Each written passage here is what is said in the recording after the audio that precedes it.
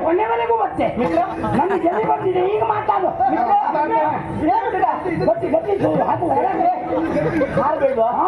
ಬಿಡಿಸಿ ಹೋಗ್ತಾ ಉಂಟು ಸೋದ್ರು ಬಿಡುವುದಿಲ್ಲ ಇವತ್ತು ಪೂರ್ತಿ ಹೋಗ್ಲಿ ನಾ ಬಿಡುವುದಿಲ್ಲ ಪುಣ್ಯಕ್ಕೆ ಆ ಕಡೆಯಿಂದ ಬಿಡಿಸಿ ಹೋಯ್ತು ತಲುಪಿಸಿ ಇಲ್ಲ ಐಗಟ್ಟಿ ಕಟ್ಕಂತೆ ಏನ ನೀನು ಸೊತ್ತುಂಗನ್ನ ನೀ ಮಕ್ಕಳಿದ್ದೀವನ್ನ ನೀ ಮಕ್ಕಳಿಗೆ ಬಂದವನ ಸೋಮೇರಕ್ಕೆ ಬಂದದ್ದ ಸೋಮೇರಕ್ಕೆ ಬಂದದ್ದು ಸತ್ತುನೆಂಬುವನೇ ನೀನು ಹೌದೇ ಹೌದಾದ್ರೆ ಒಂದೆರಡು ಮಾತುಂಟು ಕೇಳು ಏನು ನಾವೇವಾಗಲ ಕೇಳಿದವರಿದ್ದೇವೆ ಮಿತ್ರ ಚಕ್ರದಲ್ಲಿ ಹುಟ್ಟಿರಬಹುದಾದಂತ ನೀವೆಲ್ಲ ಮಿತ್ರ ಚಕ್ರದ ಕೀರ್ತಿಯನ್ನು ಉಳಿಸುವುದಕ್ಕಾಗಿ ಅದೆಷ್ಟೋ ಘನಕಾರ್ಯವನ್ನೆಲ್ಲ ಮಾಡಿದವರು ನೀವಿದ್ದೀರಿ ಎಂಬ ಹಾಗೆ ಹಾಗಂತ ಇವತ್ತು ಯುದ್ಧದಲ್ಲಿ ಮುಂದಕ್ಕೆ ಬರ್ತಾ ಇರಬಹುದು ನಿನ್ನ ಪಾಲು ಎಚ್ಚರಿಕೆ ಮಾತೇನು ಗೊತ್ತಾ ಮಿತ್ರ ಚಕ್ರದಲ್ಲಿ ಹುಟ್ಟಿರಬಹುದಾದಂತ ನೀವು ಗಳಿಸಿರಬಹುದಾದಂತ ಕೀರ್ತಿಗೆ ಅನುಗುಣವಾಗಿ ಬದುಕಬೇಕು ಅಂತಾದ್ರೆ ನಾನು ಹೇಳಿದ ಮಾತನ್ನ ಕೇಳಿ ಮಿತ್ರನಾಗಿ ಬರಬೇಕು ಅದಲ್ಲ ಒಮ್ಮೆ ಮಾರ್ಮೇಲೆ ಯುದ್ಧಕ್ಕೆ ಹೋಗಿ ಶತ್ರುವಾಗಿ ಬರ್ತೀಯ ಅಂತಾದ್ರೆ ನಿನ್ನ ಭೂಮಿಯ ಋಣವನ್ನು ನಾನು ತೀರಿಸ್ತೇನೆ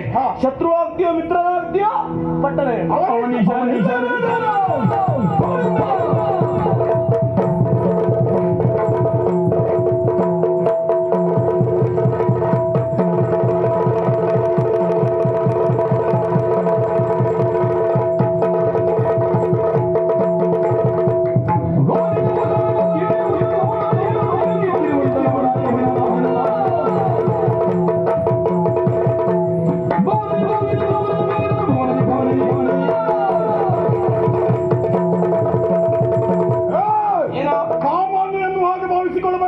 ಅಸಾಮಾನ್ಯ ಏನು ಅಂತವರೆಗಾಗಿ ಅನೇಕ ರಸವ ಕಾರಣ ಗೆಲ್ಲುತ್ತು ಮುಂದಕ್ಕೆ ಬಂದವನಾಗಿದ್ದೇನೆ ಅಷ್ಟೇ ಯಾಕೋ ಲವಣಾರಿ ಎನ್ನುವಂತ ರಕ್ಕಸ ಲೋಕ ಕಂಟಕನಾಗಿ ಮೆರೆದಾಡ್ತಾ ಇತ್ತು ಅವನನ್ನ ಓದಿಸಿದವ ನಾನೇ ಇದ್ದೇನೆ ಹಾಗಾದ್ರೆ ನೀನು ಕೈಗೊಂಡದ್ದು ದೊರೆ ದಿಗ್ವಿಜಯ ಹೌದಲ್ಲ ದಿಗ್ವಿಜಯವನ್ನು ಕೈಗೊಳ್ಳುವ ಕಾರಣ ಏನು ಸಂಪತ್ತನ್ನ ವಶ ಮಾಡಿಕೊಳ್ಳಬೇಕು ಕ್ರೋಢೀಕರಿಸಬೇಕು ಎಂಬ ಕಾರಣಕ್ಕಾಗಿ ಅಲ್ವೇ ಮುಂದೆ ಈಗಾಗಲೇ ಅಂತ ದುರ್ಲ ರಕ್ಕಸರನ್ನ ಕೊಂದಂತ ನನಗೆ ನೀವೆಲ್ಲ ಜನವೇನು ಒಳ್ಳೆ ಮಾತಿನಿಂದ ಹೇಳ್ತೇನೆ ಸುಮ್ಮನೆ ಹೊರಟು ಹೋದ್ರೆ ಬದುಕುವುದಕ್ಕೆ ಅವಕಾಶ ಇಲ್ಲದ ಇದ್ರೆ ಅವನಿಗಾದ ಪರಿಸ್ಥಿತಿ ನಿನಗಾಗ್ತದೆ ಶತ್ರುಘ್ನ ಅವನೇ ಹೆಸರನ್ನೆಲ್ಲ ನೀನು ಗೆದ್ದವ ಎನ್ನುವ ಹೇಳಿಕೊಳ್ತಾ ಇದ್ದೀಯ ಹಾಗಂತ ನೀನು ಎದುರಿಸಿರಬಹುದಾದಂತಹ ಅಥವಾ ಕೊಂದಿರಬಹುದಾದಂತಹ ಅವನೇ ಹೆಸರೆಲ್ಲ ಎಂತವರು ಎನ್ನುವಂತ ವಿಷಯ ನನಗೆ ಗೊತ್ತಿಲ್ಲ ಅಂತ ಅಲ್ಲ ಎಂತವರೆಲ್ಲ ಎಂತವರು ಗೊತ್ತಾ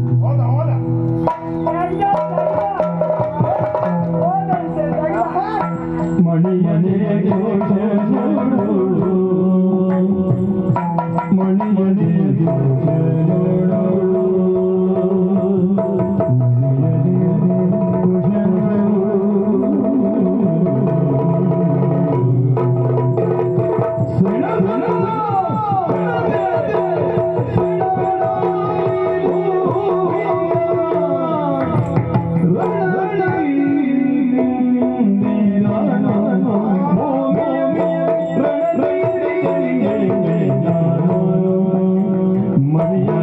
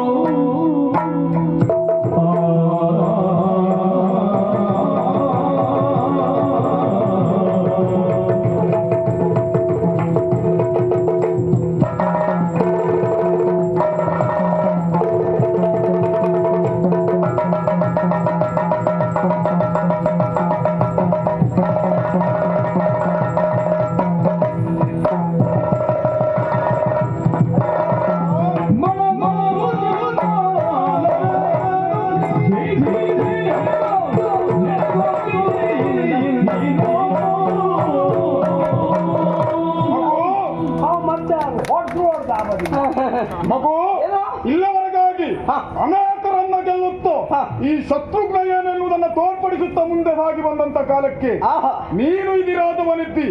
ಹಾಗಂತ ಇಷ್ಟು ಸಣ್ಣ ಬಾಲಕ ನೀನೆಲ್ಲ ನನಗೆ ಲೆಕ್ಕವೇನೋ? ಓ ಶತ್ರುಘ್ನ, ಅವನ ಹೆಸರನ್ನೆಲ್ಲ ಗೆದ್ದವನಿ ಇರಬಹುದು. ಹಾಗಂತ ಗೆದ್ದಂತಹ ಅವನೇಶ್ವರಲ್ಲ ಹೇಗೆ ಹೇಗೆ ಈ ಒಬ್ಬ ಅಧಿಕಾರಿ ತಾನು ಪೀಠವನ್ನು ಏರಬೇಕು ಅಂತ ಆದ್ರೆ ಎರಡು ಸಂಪ್ರದಾಯ ಉಂಟು. ಒಂದು ಪಿತೃವರ್ಜಿತವಾದಂತಹ ಆಸ್ತಿ, ತಂದೆಯ ಕಾಲಾನಂತರದಲ್ಲಿ ವಂಶ ಪರಂಪರೆಯಂತೆ ಮಗನಿಗೆ ಅಧಿಕಾರ ಸಿಗಬೇಕು. ಒಂದು ಅಧಿಕಾರ ಹಾಗೆ.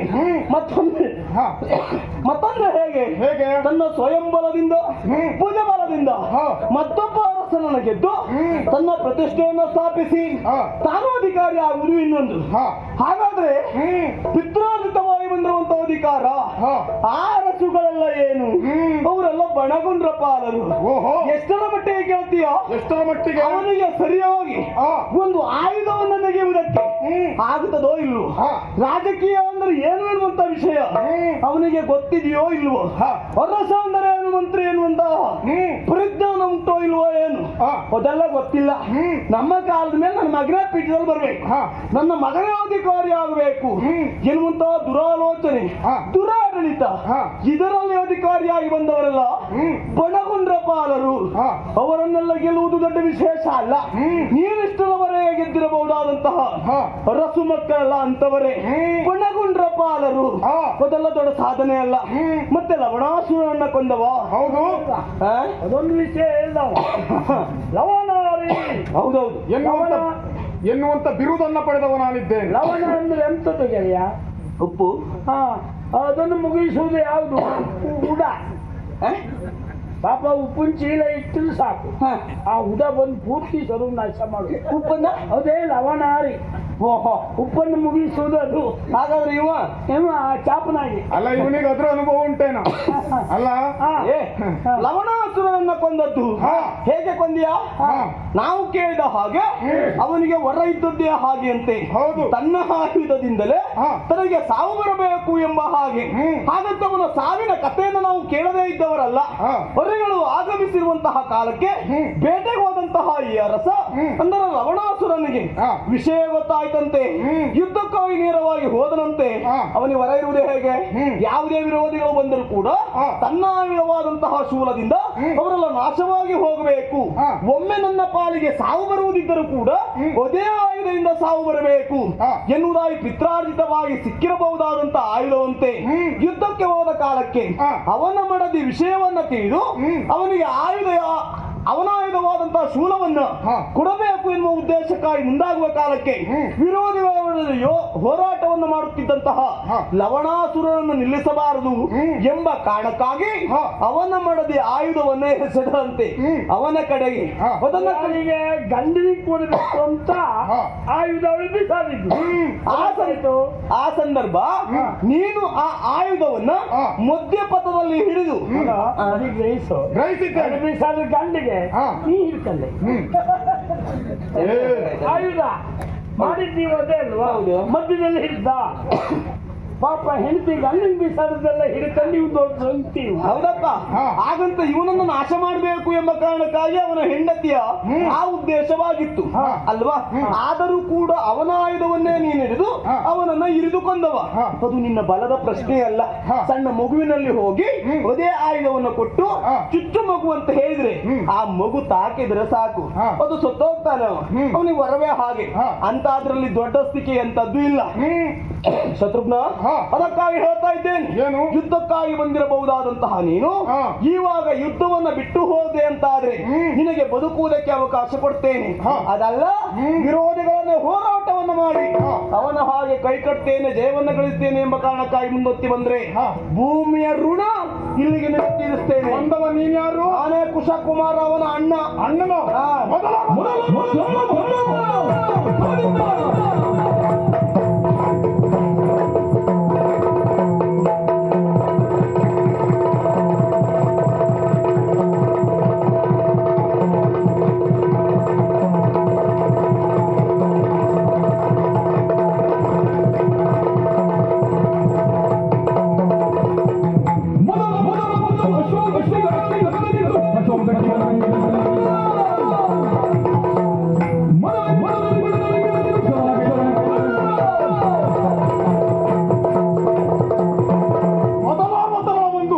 ಇದೇ ರೀತಿಯಾಗಿ ಮಾತನಾಡಿದವನಿದ್ದೇನೆ. ಒಳ್ಳೆ ಬುದ್ಧಿವಾದದ ಮಾತನ್ನು ಹೇಳಿದ್ರೆ ಅವ ಕೇಳಲಿಲ್ಲ. ಹಾಗಾಗಿ ಅವನ ಕರವನ್ನ ಕಟ್ಟಿದವನಾಗಿದ್ದೇನೆ. ನೀನು ಮುಂದುವರೆದು ಬರ್ತಿ ಅಂತಾದ್ರೆ ಪೆಟ್ಟನ್ನ ಕೊಟ್ಟು ನೀನು ಅವನಿಗಾದ ಪರಿಸ್ಥಿತಿ ನಿನಗಾದಿತ್ತು. ನನಗ ನೀನು ಯುದ್ಧದಲ್ಲಿ ಆ ಪರಿಸ್ಥಿತಿ ಇರುವುದಾ? ಯಾವ ಕಾರಣಕ್ಕೂ ಸಾಧ್ಯ ಇಲ್ಲ. ಅದು ಕನಸು ಆಗ್ತದೆ. ಯಾಕೆ ಮಿತ್ರ? ಈಗ ಯುದ್ಧ ಹೋರಾಟ ಮಾಡುದು ಯಾರು? ನಾನ್ ಮಾಡುದ ನೀ ಮಾಡ್ತೀಯಾ? ಒಂದ್ ಮನ್ಸು ಮಾಡ. ಅಮ್ಮನ ಅಷ್ಟು ಹೇಳಿದೆ ನೀನು, ಒಂದು ಯುದ್ಧ ಮಾಡಿ ನೋಡು. ನೀ ಮಾಡೋದು ನೋಡ್ತೇ ಅಂದೇನ? ಅಲ್ಲ, ನೋಡ್ತೇ ಅಂತ ಹೇಳಿದ್ದು ಮಾಡಬಾರ್ದು ಅಂತುಂಟಾ? ಅವನಿವರೆಗಾಗಿ ನೋಡುವುದಕ್ಕೆ ಬಂದವ. ನಾ ಈಗ ನೋಡ್ತೇ ಇದ್ದೆ. ನಂಗೆ ಅವನಿಗೊಂದು ವ್ಯವಸ್ಥೆ ಮಾಡು. ಯಾಕೆಂದ್ರೆ ಈ ಯುದ್ಧದ ಜಾಗ ಉಂಟಲ್ಲ, ಬರುವ ವರ್ಷ ಇಲ್ಲೂ ಸಸಿ ಹಾಕ್ಬೋದು ನಾವು. ಅಷ್ಟು ಸಮಸ್ಯೆ ಆಯ್ತಾ? ಏನೋ ತಿರುಗುತ್ತಾ ಹಾಕ್ತಾ ಬೀಳ್ತಾ ಮತ್ತೆ ಹೊಂಡ ಗಿಂಡ ತೆಗೆದ್ಮೇಲೆ ಹಾಗೆ ಸಸಿ ಹಾಗೆ ಮಾಡುವ. ಅವನಿಗೊಂದು ಮೊದಲು ವ್ಯವಸ್ಥೆ ಮಾಡ. ಹಾಗಾದ್ರೆ ಯುದ್ಧ ಮಾಡುವುದಿಲ್ಲ. ನೀನು ಹಾಗಾದ್ರೆ ಹೋಗುವುದಿಲ್ಲ ಅಂತಂದ್ರೆ ನಿನ್ನ ಋಣ ತೀರಿಸ್ತೇನೆ.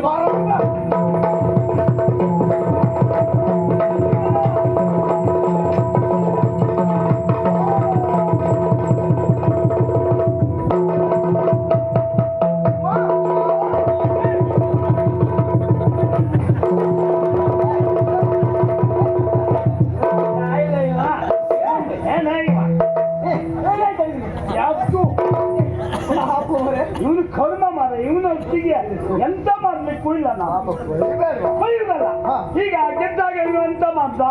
ನಾವು ಬರ್ಕೊಂಡಿದ್ದು. ಹೌದಾ? ಸಂತೋಷ. ಸಂತೋಷದಲ್ಲಿ ನೀವಿಬ್ಬರು ಒಪ್ಕೊಂಡ್ರಿ. ನಾ ಯಾರನ್ನ ಒಪ್ಕೊಳ್ಳುವುದು? ಇರುವುದು ಒಂದು ಒಣಕತಿ ಹೆಣ.